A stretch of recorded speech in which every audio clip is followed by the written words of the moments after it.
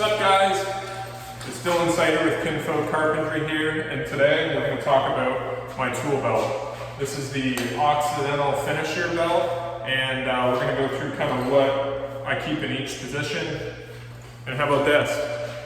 The basement is almost done. All that's left is flooring, and the electrician needs to come in and put a few outlets here and there, and then we're ready for final inspection.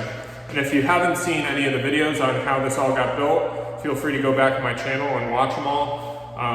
Kind of goes through all the stages of framing and finishing, trim, paint, and hopefully in the future we'll do a walkthrough of the finished product. So yeah, stay tuned for the tool belt. Oh, and if you're wondering about this big wet spot on me, I spilled paint all on the front of myself and I tried to clean it up. Looks a little unprofessional, but such is life. Here is a rundown of my rig. This is an Occidental Pro trimmer. I've had it about 6 years. I would say the first 3 years I owned this bag, I wore it every day without fail. I worked for a custom home builder and I was doing just miles and miles of trim and the odd exterior kind of siding and exterior trims and things like that. So, I mean, it's taken quite a bit of abuse. The last 3 years, I've been more in remodeling, and kind of since I started my business, I hang a lot of cabinets. I do a lot of small jobs, so sometimes the tool belt doesn't come out. But I'm very pleased with it. It's been an awesome belt. I've never really regretted the purchase. I will kind of run down what all I keep in it on a day-to-day basis and kind of the things I like about it. All right, here's the left side of my belt. This is usually what I keep in here when I'm doing trim. Sometimes it changes if I'm doing some outside, exterior finishes or framing, but for the most part, this is kind of what lives in here. Up front, I just have a couple nail sets. I have a nail set and then a spring punch. Combination square that sits right in here. I usually keep my glue kind of down in this main pouch here. I don't always keep a torpedo level, but sometimes it kind of hops in and out of my bag. I do find it handy for some trim work. And then right here, my favorite stud finder by far, the Franklin Sensors. It's really good. I usually store it right in here. It's nice and small and compact.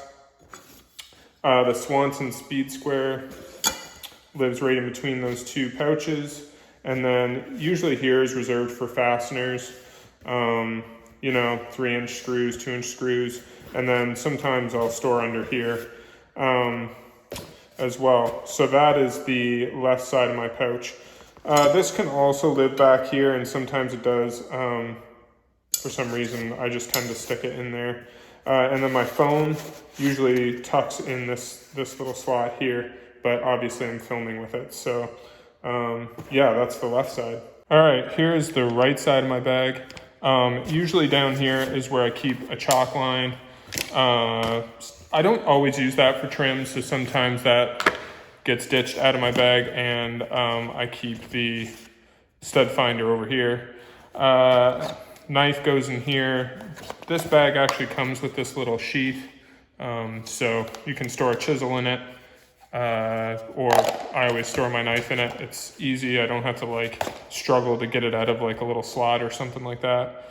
Usually pencil, if it's not living in my ear, it's usually living here.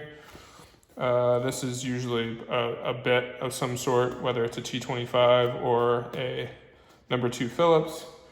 Right here, I store a Sharpie, and then my tape always lives up top on this leather flap here. I find it perfect to just hook a tape on. I remember it being a little bit tough on and off when I first got the belt, but yeah, it's worn in really well, and that's where that sits.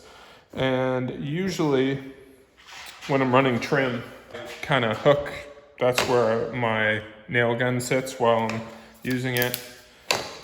Sometimes I also keep a little mallet here if I'm doing something that requires using a soft hammer. But that is the usual setup. I run pretty light. Sometimes this is kind of where I'll store my extra sets of nails for my nail gun. Yeah. And then in the back, this is like, I've had this hammer holster for probably 15 years. This is like one of the first things I ever owned as a tradesman. But I really like it. It's a Cunnies. It's actually Canadian. It's a Canadian company. But I like that it's got like a big pad to it. It always keeps my hammer from banging into my legs.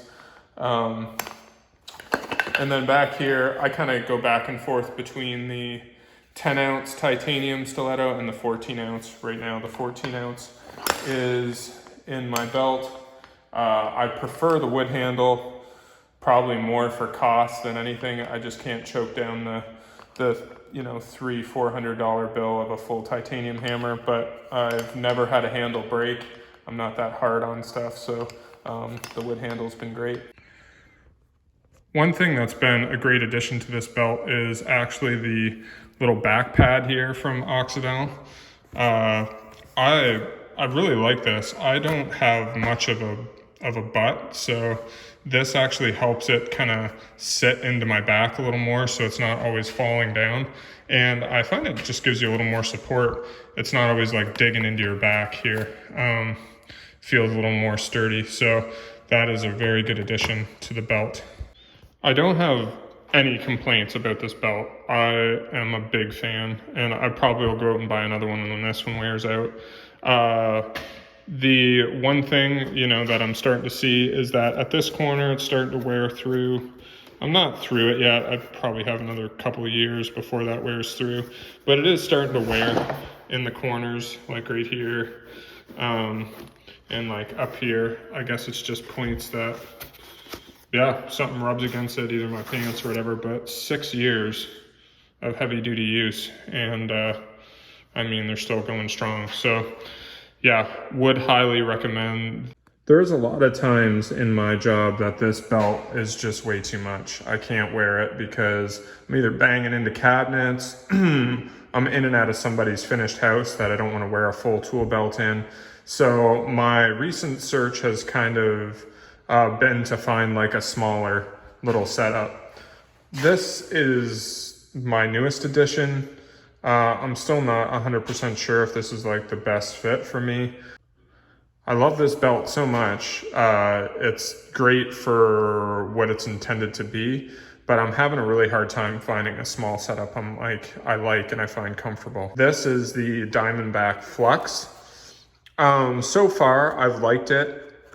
I do find it slightly uncomfortable. Like it's almost too rigid that it just it doesn't like conform to you. And there's a big seam down here that just kind of rubs on your leg after a while. But as far as the layout, I find it really nice. I love how it has a couple slots for different bits up here, because when you're doing random finish work, you're always swapping lots of bits out. So that's really nice. And I like how open it is. The one complaint I've had with like Diamondback belts is that they're always so like tight together. You can't like see what's going on, and everything is like hard to get your hand in, where this is nice and open. The tape sits down in here really nice.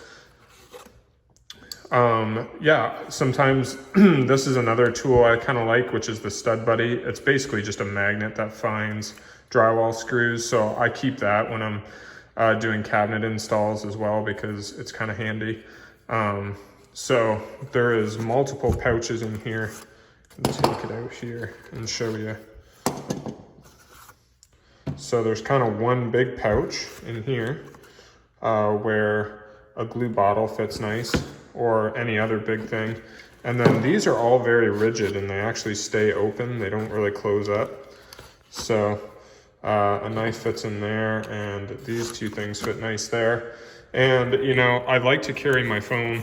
I kind of hate having stuff in my pockets that's always just like slamming up against my legs. So usually I transfer that into my belt. But you could put like a little trim speed square in there, which I do have.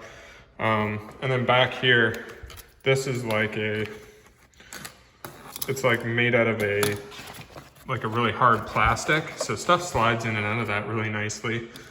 So I was carrying the spring punch there. but it also is really nice for just like fasteners that just slide in there really nice. So this is a nice addition.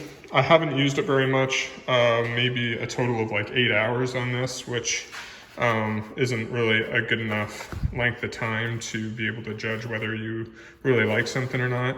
I have a couple smaller Occidental ones. I was just disappointed with them. Didn't really like the way they felt either. The configuration of them was kind of goofy. I don't have like a belt for this yet. I just kind of take all this off and just use that belt, and I just picked up a hammer holster. I will say I do like the Diamondback hammer loops because they don't make any noise. They're just like yeah, they're just made out of material, so you don't hear anything clanking around, which is really nice. So usually when I'm installing cabinets, I don't really carry a hammer. Sometimes I carry a mallet, but this could also just be like a loop for a nailer or anything else. So yeah, overall, I do really like the way this is laid out, but I'm hoping that this kind of seam down here wears down a little bit and it kind of bends a little more. So that is currently what I use for tool belts. Yeah, let me know in the comments what you guys use, because I'm always looking for new stuff and changing things up, specifically the smaller tool belt setup where you're working in finished areas and you don't want to beat up walls or bang into finished cabinets or anything like that. And when you only need just a few things, you don't need to carry a whole tool belt. Yeah, so I'd love to hear your guys' suggestions on that. Hey, thanks for sticking around, and feel free to drop a comment if you have a small setup that you like. I'd love to hear from you, and have a good week.